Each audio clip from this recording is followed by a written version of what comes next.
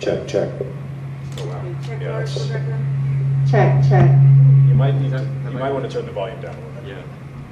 Yeah. Okay, check it again. Because we don't have a gigantic crowd. so Exactly. we Yeah, need that's that. right.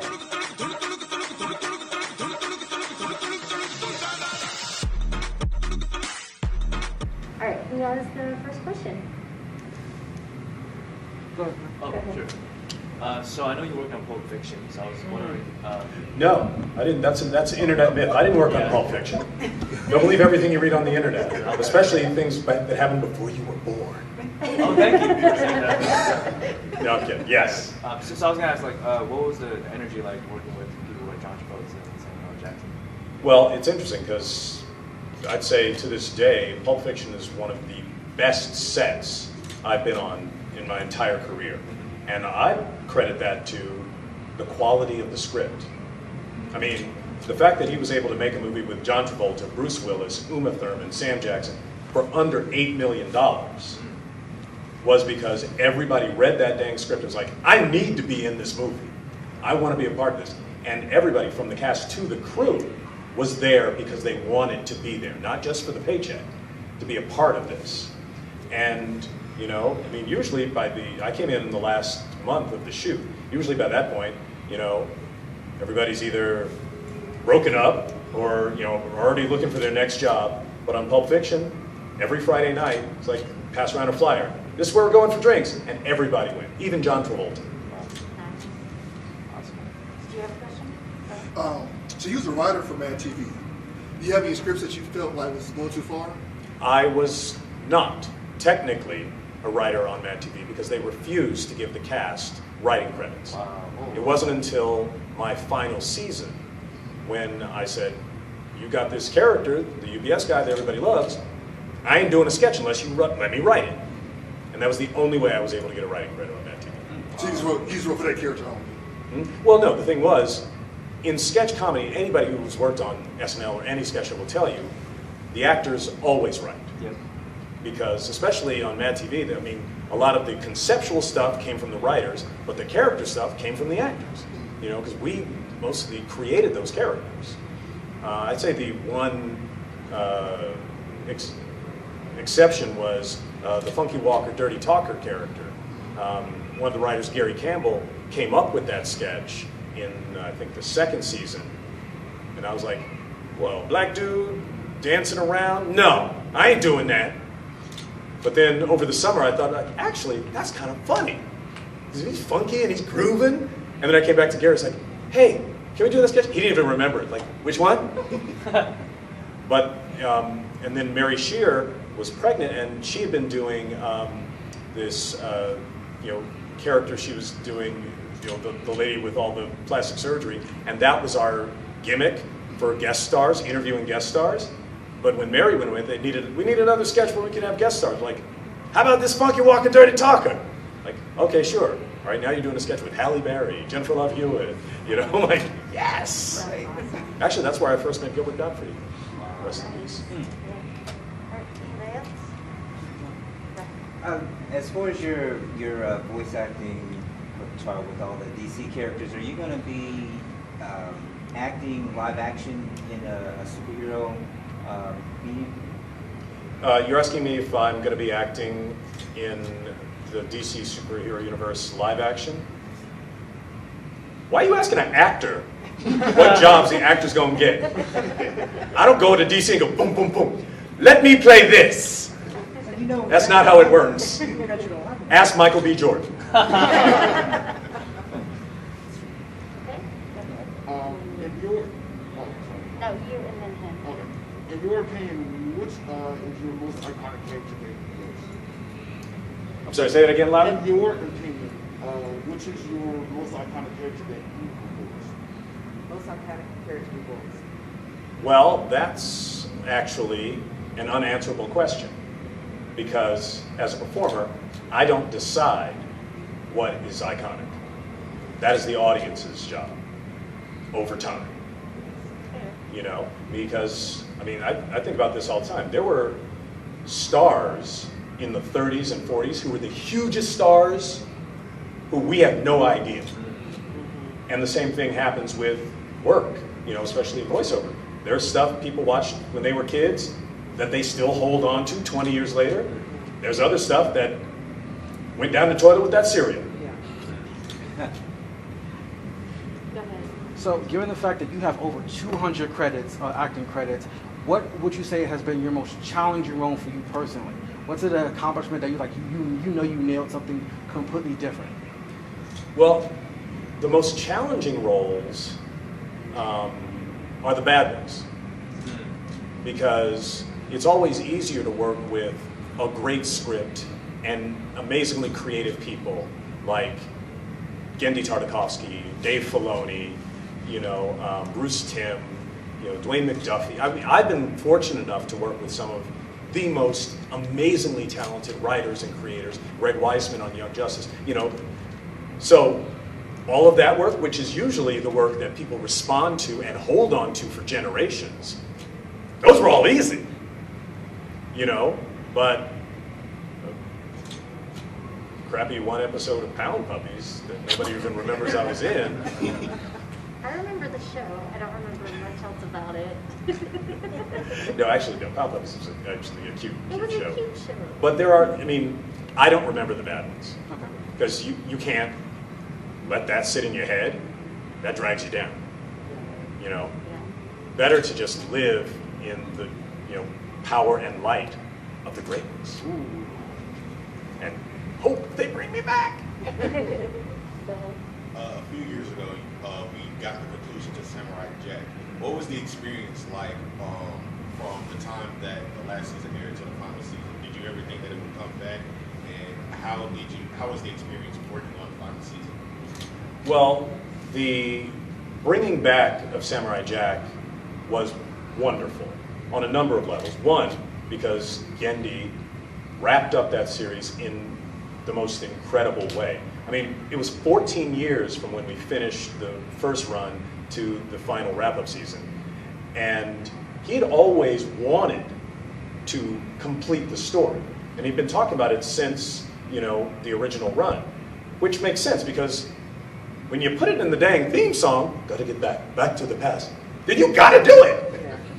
You know? I mean, it's like Friends, you know, I'll be there for you. They can't not be there for each other. It says it in the song. But the fact that he took those 14 years, I mean, I look at that season 5 of Samurai Jack as like, this is what the show would have evolved into had we kept going for the 14 seasons. Because now Jack was in a whole different place, and you know, it was dark, he'd lost his sword, you know, it's like, I mean, and who has the talent to do that? I mean, we've seen a lot of franchises where they're like, oh, let's go to this, let's go to that. I've never seen anybody do it that well. So, and it also, you know, as an actor, made me push my game up to another level. It's like, oh dang, I got more lines in this one season than I had in all 4 previous ones. And it's like heavily emotional, you know, and I remember, I mean, I've worked with Tara Strong for 10, 15, 20 years, and she blew me away. It's like, I never seen you do something that amazing, you know, so it was a gift, you know. Given, We'll go you and then you understand that. The second round. Yeah. Yeah, so I know you voiced Futurama, and like I was gonna ask you like if there's like Futurama, Simpsons, Family Guy, like that type of humor. Like what's your like favorite type of show like out of those?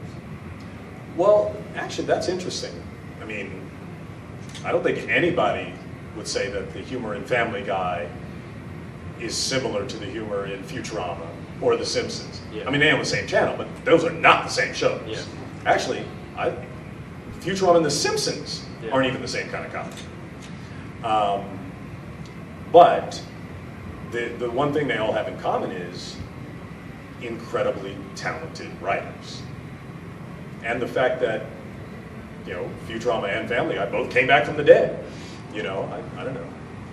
Although maybe Futurama, Family Guy, Samurai Jack shows coming back from, you know, being canceled, and what do they all have in common? so, you've been in the game for so long and you've done so much, and you've seen the industry transform in many different ways. What advice could you offer aspiring voice actors, aspiring actors in both live action and animation, trying to break into the industry, how to hone their craft, and how to really get to eventually become someone on your caliber? Well, it's interesting because you get asked a lot, what advice would you give to aspiring voice actors? I'm like, I'm old. The world I started voice acting in is completely different from the world now. So my advice would be relatively useless. Unless I could say, okay, step one, get a time machine, go back 25 years, and then do this. Start out on a sketch comedy show, and do a lot of characters, and then figure out, oh, wait, if I did this without wigs and makeup, I could just change the voices. That'd be a lot easier. And then start your voiceover career like that. But again, not really applicable. Although, the real advice that I would give to people is understand that voice acting is a misnomer, because the acting comes before the voice. It is more important to be able to bring this imaginary character to life for an audience. Then you make funny voices. Once you can, embody a character, then what you do with the voice, that comes secondary. Thank you. Okay, we have time for one more question, and that was going to be it. So since you voiced so many characters, you are basically representation of all of these characters you voiced, how does it make you feel knowing that generations of people of color look up to you and the characters you play in the roles? How does that make you feel that people look up to you? Well, it's interesting because I started out doing voices before representation was on anybody's mind. I mean, back in the 90s, if it was a leading character of color, then they would make sure to cast a person of color. It's like, well, because we're going to have them do press. But secondary characters, nobody cared about it. Like if it's, character that got 3 lines, who's a black guy, it's like, we ain't gonna write an extra paycheck for that. Which is why, when I was starting out as an actor of color, you couldn't survive if you could only voice one kind of character, because there weren't enough roles that were specifically going to be cast by actors of color. So, nowadays, this whole idea about, authenticity, the authenticity of the casting is far less important than the authenticity of the story. Whose perspective is being put out there? That's what's important about representation. That's why Static Shock was so, important at the time. Not just the color of his skin, but the story they were telling. The fact that this was the set of the world of Dakota that it was set in reflected the real world that we as people of color lived in. And even though it was imaginary, it was superheroes, there were issues that we reflected. It's like, oh yes, I recognize that, which I think was the similar impact of Spider-Man in the 60s. Because before that, superheroes were fantasy. Nobody really relates to Lord of the Rings. Yeah, I remember when I was being chased by orcs. No. But when you have stories like Spider-Man or Static Shock, where they're dealing with emotions, situations that we as real people in the world deal with, but it's also fantasy and powers, and superhero, that is very, very special. And for so many generations, people of color did not, get stories like that. I mean, if there was somebody of color in some thing, it was rarely fantasy. It was way too real. It was the defiant ones. Sidney Poitier's tied, handcuffed to another dude. But the fact that, that the worlds of fantasy and, video games, and all of that stuff are now becoming more diverse with more diverse perspectives. That is the stuff that's powerful. That's what's important.